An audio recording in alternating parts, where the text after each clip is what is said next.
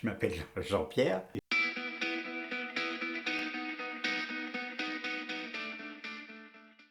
Je me décris comme un bienveillant, un observateur, un objectif et un très très grand respecteur de la loi. Je suis bien connu maintenant, je ne peux plus faire n'importe quoi, je ne peux plus dire n'importe quoi. J'ai une responsabilité. Je fais très attention à rester dans les normes, et enfin rester souvent sur le fil.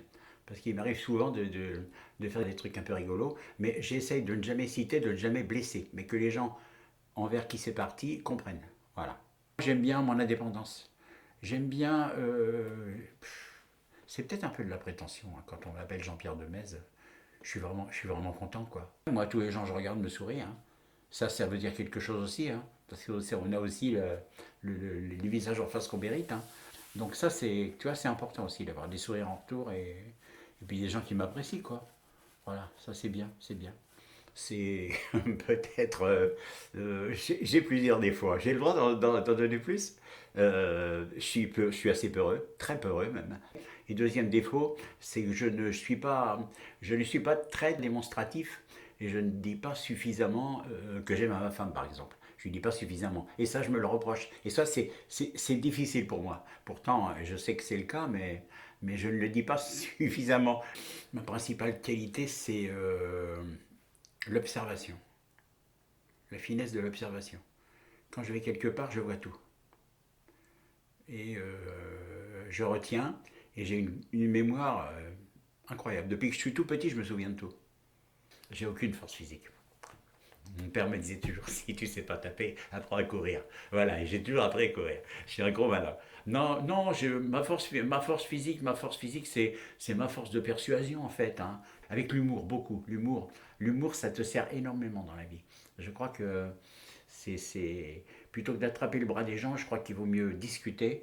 Il faut savoir, euh, il faut savoir créer la sympathie quoi, avec les gens. Et avec la sympathie, mais tu as tout ce que tu veux dans la vie. La gentillesse, la politesse, la sympathie et l'exactitude, tu as tout. Et le respect, tu as tout ce que tu veux. Ben, la méchanceté, la violence, le racisme, l'antisémitisme, l'homophobie, voilà, c'est ça qui. Et puis la méchanceté envers les animaux. L'ignorance. L'ignorance. Je pense que l'ignorance, ça débouche souvent sur la bêtise et sur la violence. Voilà. La joie, alors là, depuis le Covid, on a le droit d'en parler. Depuis le Covid, ce qui me procure de la joie, c'est mon épouse évidemment. Et les animaux, c'est la musique, c'est les arts. Je me suis réfugié dans la musique pendant un moment et c'était vraiment très très bien. Et dans la création aussi.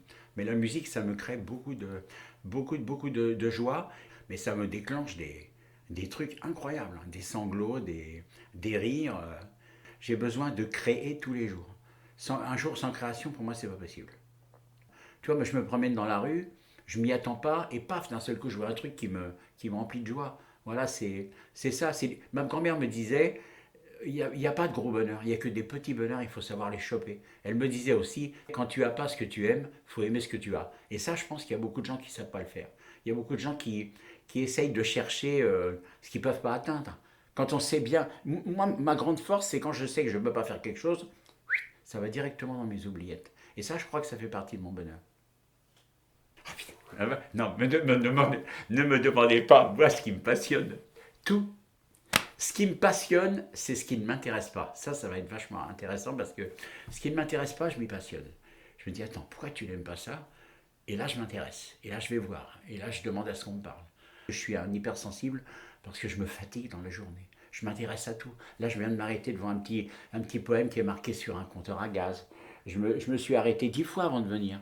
Je m'intéresse à tout. C'est ma vie d'émerveillement.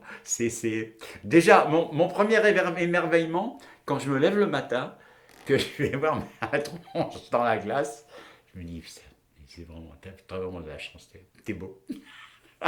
L'autosatisfaction. Et après, je sors, mais je m'émerveille pour un rien, quoi. Un oiseau qui passe dans le ciel, c'est la fête pour moi. Un beau nuage, j'essaie toujours d'interpréter les nuages, tu vois. Alors là, quand tu commences à interpréter les nuages, c'est que vraiment, t'es assez perché. Mais ça fait du bien, parce que je me rends compte que ça fait du bien aux autres aussi.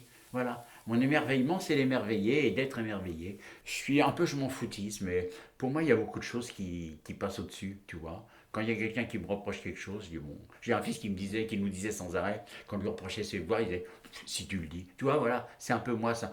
Si on peut définir ma vie, c'est création, bienveillance, aide, euh, 0 €, tu vois, faut cadrer comme ça. Voilà. Ça, c'est moi, c'est Jean-Pierre.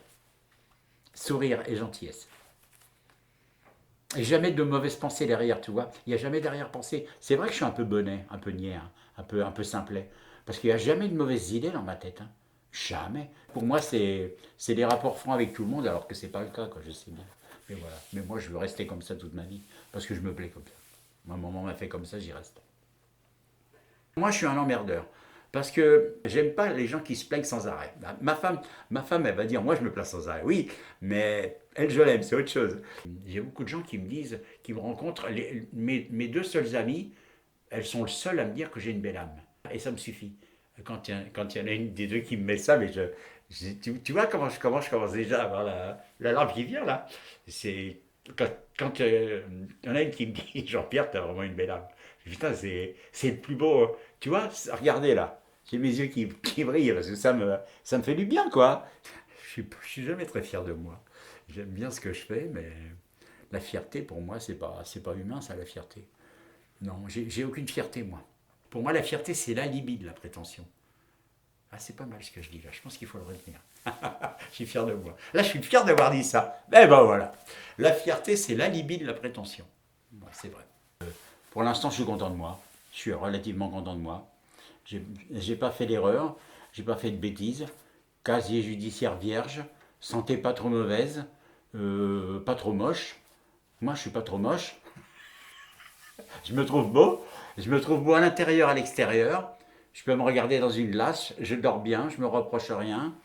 Et j'ai toujours considéré qu'on allait là où on voulait dans la vie. Donc je suis allé là où je voulais. Et j'irai comme ça jusqu'à la fin de ma vie. Je suis assez content. Voilà. Bien. 10 sur 10.